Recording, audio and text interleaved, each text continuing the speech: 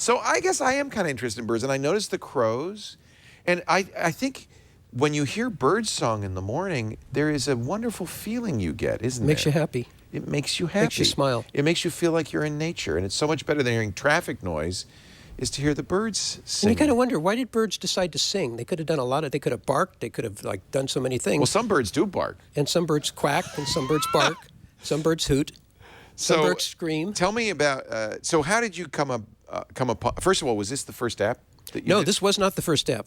I had the first app in my pocket. It's very small. Yeah. This is the first app right here. Oh, it's a little cartridge for, what is that, for? A Windows mobile phone. So the first app we developed. It's an SD card, and it says, what bird, and this, by the way, is still the website, whatbird.com. This was the first app that we developed. Winged Explorer. Winged Explorer.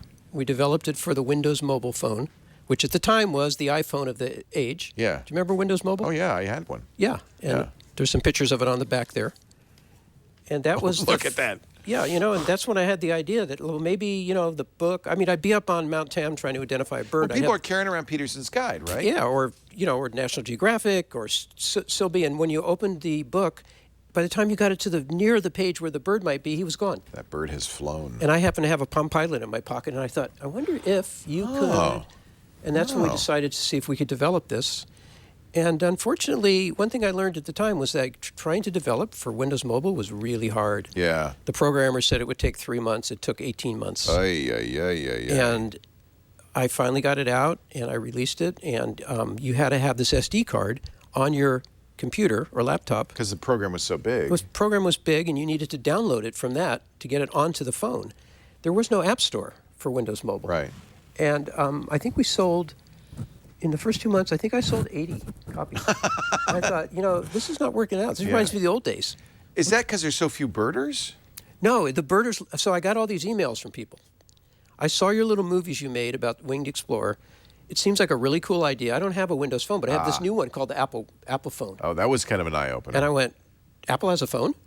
I mean, I didn't even know about 2007. You didn't even know about the iPhone. I had heard a little bit, but I was like, no, and I'm so tired of doing this. I'm not going to do it again. Yeah. But those letters kept coming in. Yeah. This is a great idea. Put it on the iPhone. Put it on the iPhone. And I thought, well, you know, I guess I should go see if there are any iPhone developers. Well, there weren't very many back then. This was, you know, and there was. And there weren't any apps at first at all. It was all web apps. Yeah, it wasn't until that Steve didn't want an app store. Not until the end of 2007 did he open that store up. And then when I finally got around to thinking maybe I should go find a developer, there were 10,000 apps in the store. And I went, 10,000? That's way too many. I can't compete. How can I compete with 10,000 programs? There's what, 2 million now? And then there's 2 million. So I guess, you know, at the time I thought 10,000 was a lot. Well, not only that, the apps are all 99 cents, and that's not going to make a lot of sense. How much did you sell Winged Explorer for? I sold it for $20. And everybody said, you're making a huge mistake. And I went, you know what? If you go out and buy Peterson's book right now, you're going to spend $25. Easily. So here's something that's got 14 Peterson books on it. Right. And it fits in your pocket. And it does other things, like you have the audio of the bird's song. That's right. Which is really valuable in identifying the bird, finding the bird. You can play some if we have it. Can they get it on the screen? Yeah, we can hear it. Yeah. Can they see it? So this is the app. This is the Android version of the app. Is that right? This is or the is iPhone. iOS. This Okay. is the iOS version. It's iOS or Android now. Yeah. So here's your 940 birds. So there are roughly 1,000 species, you told me, in the continental United States, but you have 940. 940. And 1,000 is kind of a fuzzy number because that's a lot of birds that have been seen once. Yeah. Because they got steered off course from Russia or something. Right. So, but this pretty is the much most anything you're going to see. Yeah, and you can sort this different ways. Like this is alphabetical, just by their name. And if you saw some bird and you know what it is, I saw a goldfinch. You can just type in gold or something. And it'll get you close. It'll get you really close if you know how to spell.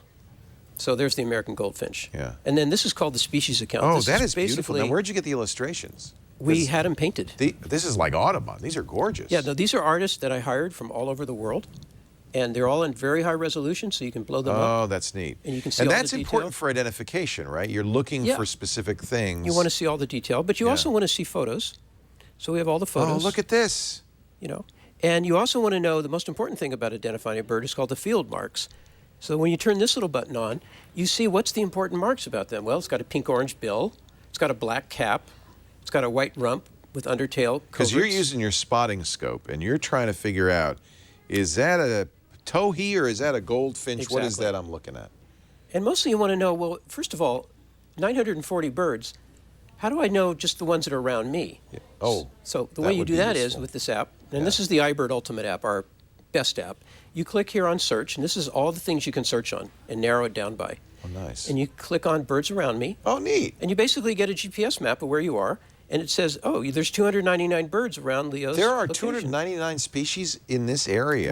within this radius. So I can get my life list going pretty quick here. This is one of the richest areas for Is it birds really? in the nation. Yeah, there's this whole area, especially around Point Reyes, and it's just got so many different birds. I might, you So- might have a convert here. I have friends who are avid The birders. chat room is telling you to be a birder. Those guys are all selling. Well, you to do I'm it. just looking for excuses to travel, take pictures, and buy gear. Buy some more cameras. Yeah. Yeah, this would be the one. That's all I'm looking for. So these are the 299 birds. But I like the nature part of it, right? Because you end up going out in the in nature and, That's right. and enjoying nature. Communing.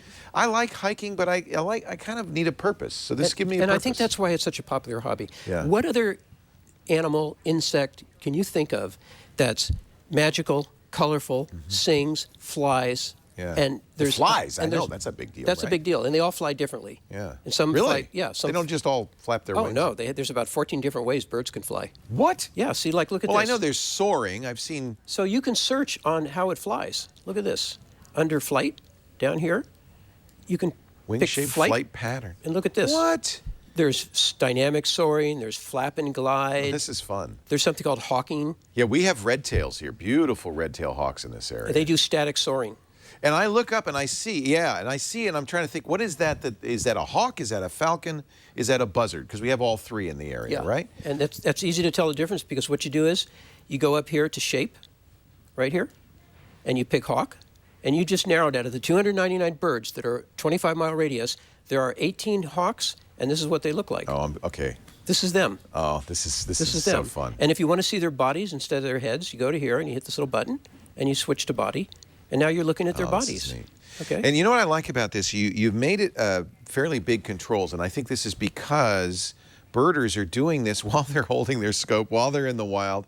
They need to be able to do this with their thumb, basically. Yeah, exactly. It needs to be one-handed. So we Yeah. tried to make the whole interface one-handed. It's very thoughtful. That's really interesting.